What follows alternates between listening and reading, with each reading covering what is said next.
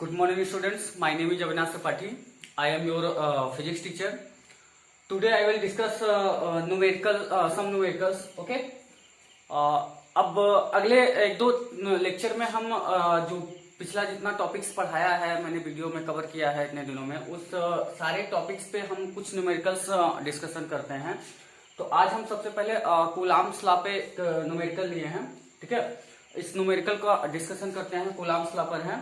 ठीक है, इसके बाद एक और न्यूमेरिकल का डिस्कशन करते हैं। ठीक है, तो अगले दो तीन लेक्चर में जैसा कि मैंने बोला था कि इलेक्ट्रिक फील्ड हम पढ़ाएंगे। तो इलेक्ट्रिक फील्ड इसके बाद तो दो तीन न्यूमेरिकल डिस्कस करने के बाद दो तीन लेक्चर डिस्कस करने के बाद न्यूमेरिकल के फिर हम आपको इलेक्ट्रिक फील्ड्स पढ़ाएंगे। ठीक है, तो आइए पहला क्वेश्चन हम देखते हैं। पहला क्वेश्चन आपका दिया गया है न्यूमेरिकल का, क्या है कि the electrostatic force on a small sphere of charge 0.4 microcoulomb due to another small sphere of charge -0.8 microcoulomb. अब यहाँ पे एक चीज तो हमको पता चला क्या कि 0.4 माइक्रोकूलम और -0.4 माइक्रोकूलम है। तो यहाँ से साइन से हमको ये पता चल रहा है कि दोनों अपोजिट चार्जेस फोर्स हैं। ठीक है, एक पॉजिटिव है एक निगेटिव है। तो फोर्स कैसा लगेगा? अट्रैक्शन फोर्स लगेगा। ये तो हमको पता चल गया कि जो इलेक्ट्रोस्टैटिक फोर्स होगा वो कैसा होगा? अट्रैक्शन होगा। ठीक है, इसके बाद इन एयर इज 0.2 न्यूटन। तो उन्होंने क्या बोला कि the electrostatic force on a small, question में क्या बोल रहा है, of charge 0.4 microcoulomb due to another small sphere of charge 0.8 microcoulomb in air is 0.2 newton. एक फोर्स दिया गया है, दो फोर्स लगेगा ना, एक तो पहले 0.4 के द्वारा 0.8 पर लगेगा और एक 0.8 के द्वारा 0.4 पे लगेगा। ठीक है, तो दो फोर्सेस लगेंगे। एक उसमें से उसने दिया है, क्या दिया है? 0.2 न्यूटन। क्या दिया है? 0.2 न्यूटन।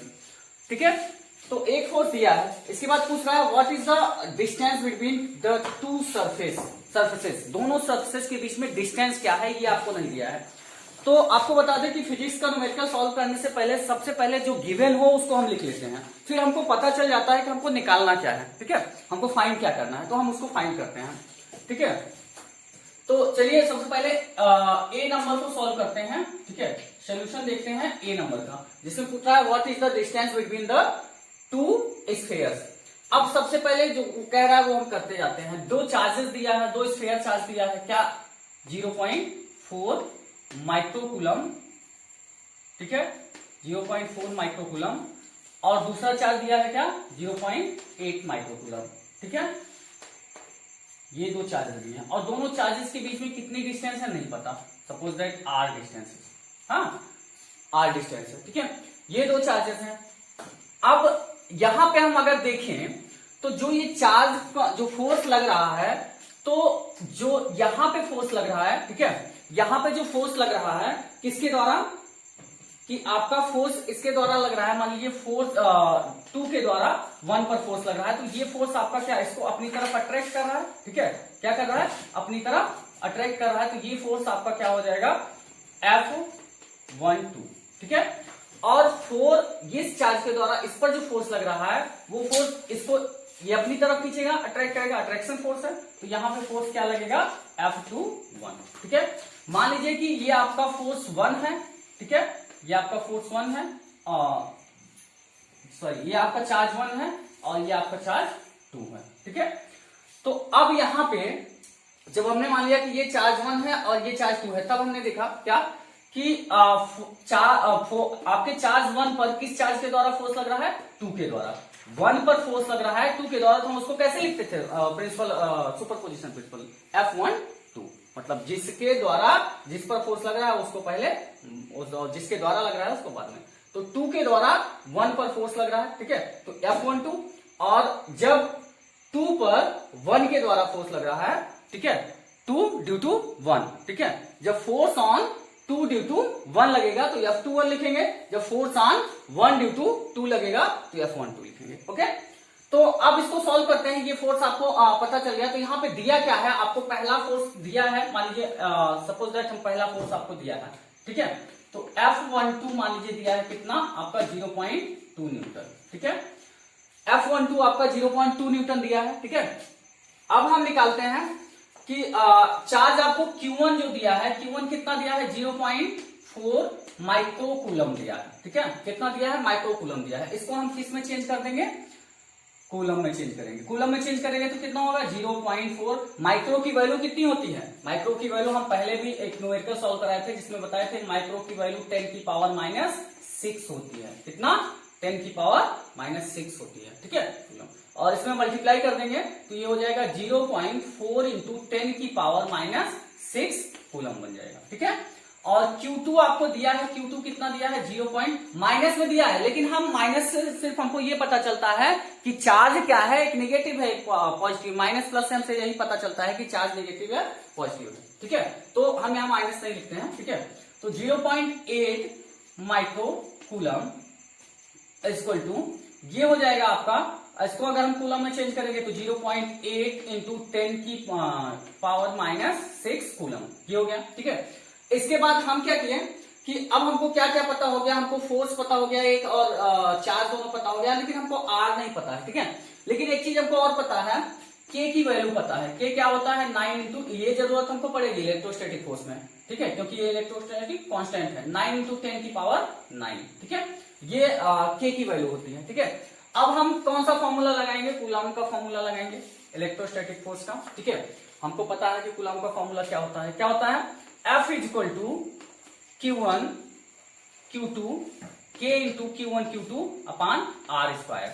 हमको R निकालना है। क्या निकालना है? R निकालना है। R निकालना है तो फॉर्मूले को हम थोड़ा सा चेंज करेंगे। क्या करेंगे?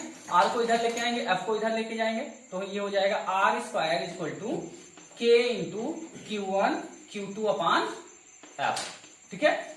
ये बन गया। अब यहां पे हम R निकालने के, अब यहाँ पे सब कुछ हमको पता है, Q1 भी पता है, Q2 भी पता है, K भी पता है और F भी पता है, ठीक है। F12 फोर्स है, ठीक है, F12 भी पता है, ठीक है। तो इसको F हम लिखे हैं, F12 को आप चाहें तो F12 भी लिख सकते हैं यहाँ पे, ठीक है, कोई दिक्कत नहीं है, ठीक। तो अब यहाँ पे क्या करेंगे? इसको रखेंगे वैल्यू, तो इम्प्लाई दैट आप यहाँ पे रखते हैं, ठीक है, ये यहाँ पे लिखे हैं, ठीक है। यहाँ पे आप फॉर्मूला रखेंगे तो यहाँ पे आपका वैल्यू रखेंगे तो K की वैल्यू 9 इंटू 10 की पावर 9, ठीक है। और Q1 की वैल्यू आपकी क्या है? यहाँ से 0.4 इंटू 10 की पावर -6, 0.4 इंटू 10 की पावर -6, ठीक है। और Q2 की वैल्यू कितनी है? 0.8 इंटू 10 की पावर -6, 0.8 इंटू 10 की पावर -6, ठीक है। ये हो गया अपान फोर्स आपका F12 कितना है? 0.2 न्यूटन, ठीक है। तो 0.2, ठीक है, यहां पर रख देंगे। अब इसको सॉल्व करने का तरीका देखिए, यहां 10 की पावर -6 है, 10 की पावर -6 है और 10 की पावर 9 है। तो 10 की पावर -6 और 10 की पावर -6 दोनों सेम साइन का है, प्लस हो जाएगा कितना? 10 की पावर -12 हो जाएगा। ये 10 की पावर +9 अपोजिट साइन का है, ये प्लस माइनस हो जाएगा। तो आपका कितना बचेगा? 10 की पावर -3। तो सबसे पहले इसको लिख दें, ठीक है, इसको लिखेंगे तो 9, ठीक है, इंटू 0.4 है।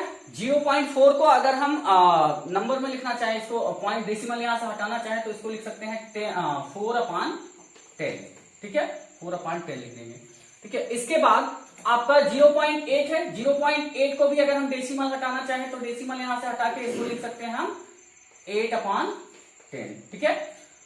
अब यहां पे क्या है कि ये ऐसे लिखते चले जाएं।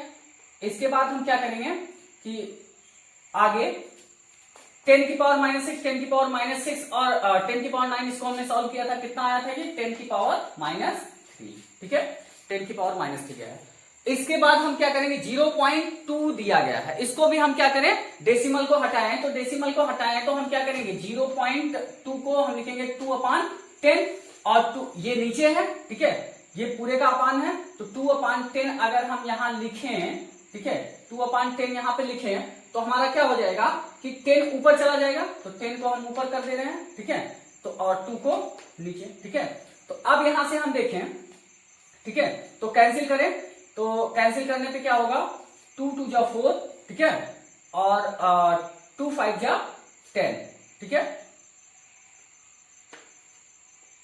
2 5 जा 10 हो जाएगा, ठीक है। इसके बाद आपका क्या हो जाएगा?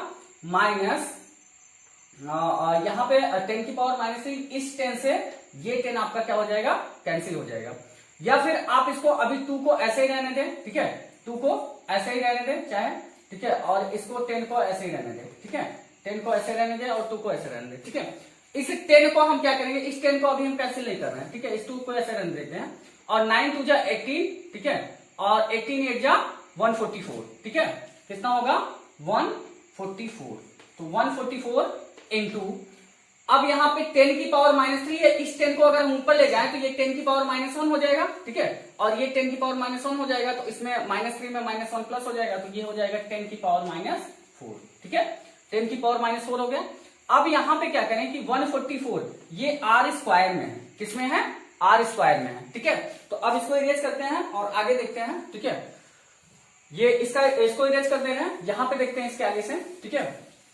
तो अब यहां पे क्या है आपका कि R स्क्वायर आपका कितना है, R स्क्वायर है आपका 144 इंटू 10 की पावर 144 इंटू 10 की पावर -4, ठीक है, ये है।